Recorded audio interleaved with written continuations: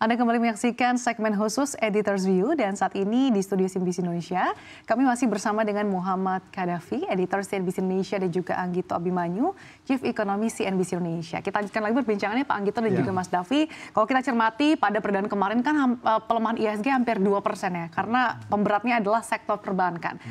Meskipun memang tadi pagi tampaknya saham-saham perbankan sudah rebound dan mampu mengerek penguatan IHSG, tapi nyatanya penguatan atau energinya nih nggak bisa lama-lama.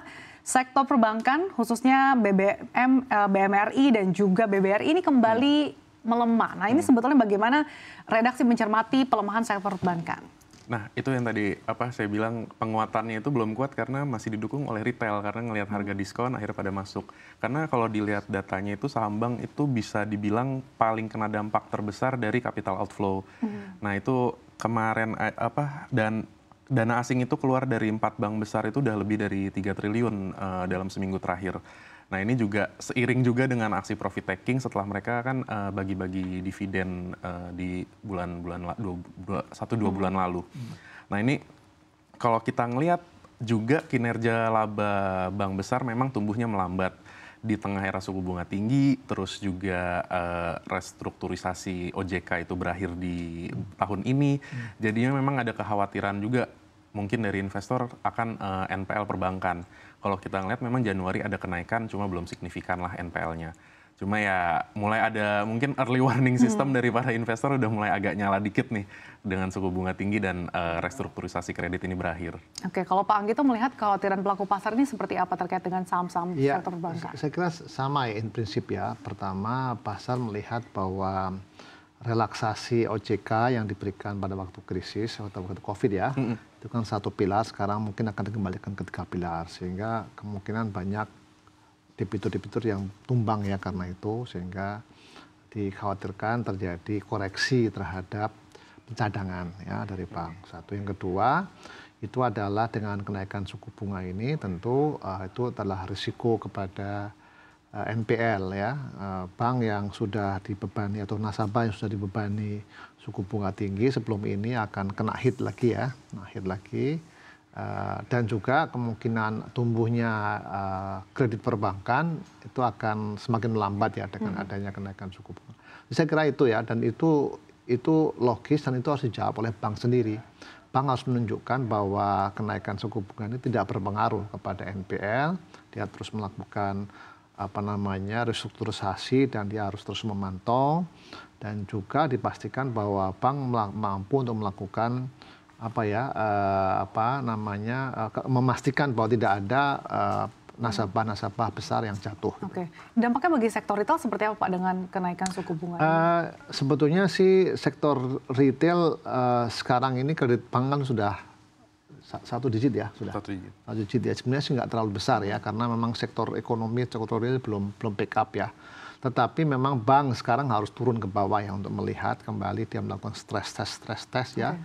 Pada seluruh baik tidak hanya di korporat tapi juga yang menengah maupun yang retail, dipastikan bahwa sektor realnya itu tidak terpengaruh dengan adanya suku bunga tinggi sekarang ini. Oke, Mas Davi, dengan sektor perbankan yang bahkan Lagarde-nya hampir 2% ini, bagaimana Anda melihat nanti potensinya membani laju IHSG untuk kedepannya terutama di pekan depan? Ya, selama bank ini masih belum kembali dana asingnya, ini pasti akan harganya masih akan koreksi dan mungkin akan naik sedikit karena tadi harga diskon investor retail masuk, tapi ya nggak akan cukup kuat lah untuk menopang mengganti si dana asing yang udah keluar. Jadi rasanya ya itu IHSG masih berat sih jalannya dengan si saham bank ini yang masih belum bisa untuk dikatrol naik. Oke, Pak Anggito, kalau misalkan dana asing ini ramai-ramai keluar, nah lalu sebenarnya kemana sih larinya portofolio para investor dan bagaimana kalau misalnya kita bandingkan daya tarik atau resiliensi pasar keuangan tanah air dibandingkan dengan negara-negara lain? Ya itu tadi safe haven atau flight to quality ya. Tapi Indonesia sudah menaikkan suku bunga ya. Nanti menurut saya sih responnya mungkin akan terjadi sesudah ini ya. Berapa bulan sih Pak baru biasanya 1 bulan, kalau ini kan pendek ya. Harusnya sekarang sudah mulai ada aliran modal masuk ya, karena kita memberikan sweetener dengan kenaikan suku bunga. Cuman kan di Indonesia sendiri masih ambigu ini ya, kenaikan suku bunga BI ini tidak direspon oleh kenaikan suku bunga LPS misalnya. Itu kan salah satu yang disorot oleh market, kenapa kok policy rate tidak diikuti oleh referensi suku bunga yang lain. Kalau market di capital market maupun di bonds kan langsung mengikuti ya, karena sinyal dari central bank kan cukup jelas ya. Cuman di sektor real ini dianggap belum sejalan ya. Nah itu juga sinyal di mana pasar masih ragu ya. Gitu ya. Mau saya taruh mungkin windownya hanya capital market sama bonds market. Tapi kalau yang fixed income ataupun yang di deposit kan masih rendah sekali ya, suku bunga tidak menarik lah gitu ya. Nah kita lihat ya, mudah-mudahan pengambil kebijakan ini bisa melihat bahwa apa yang dilakukan Bank Indonesia ini harus diikutin ya. Dan ini kan guidance dari central bank gitu. Semuanya kan mesti ngikutin gitu. Nggak bisa central bank jalan sendiri. Dengan yang lain nggak mengikuti, itu akan terjadi ketidakpercayaan pasar ya. Oke, tadi Pak Anggito mengatakan bahwa Bank Indonesia sudah memberikan sweetener sebetulnya, Mas Davi. Tapi bagaimana pelaku pasar mencermati dampaknya bagi saham-saham perbankan? Apakah ini bukan jadi good news bagi saham-saham perbankan? Dan apakah nanti memang sweetener ini diperlukan lebih dalam lagi? Misalkan tidak hanya kenaikan suku bunga acuan, tapi mungkin Bank Indonesia perlu melakukan gebrakan-gebrakan lain gitu untuk bisa menstabilkan nilai tukar rupiah. Ya, kalau kita ngomongin dari investor asing, justru suku bunga naik ini ternyata nggak membalikkan keadaan. Mereka nggak masuk segera setelah suku bunga naik. Tapi kalau di rupiah memang kelihatan agak membaik, karena memang target utamanya kan si BI rate naik ini untuk menstabilkan nilai tukar.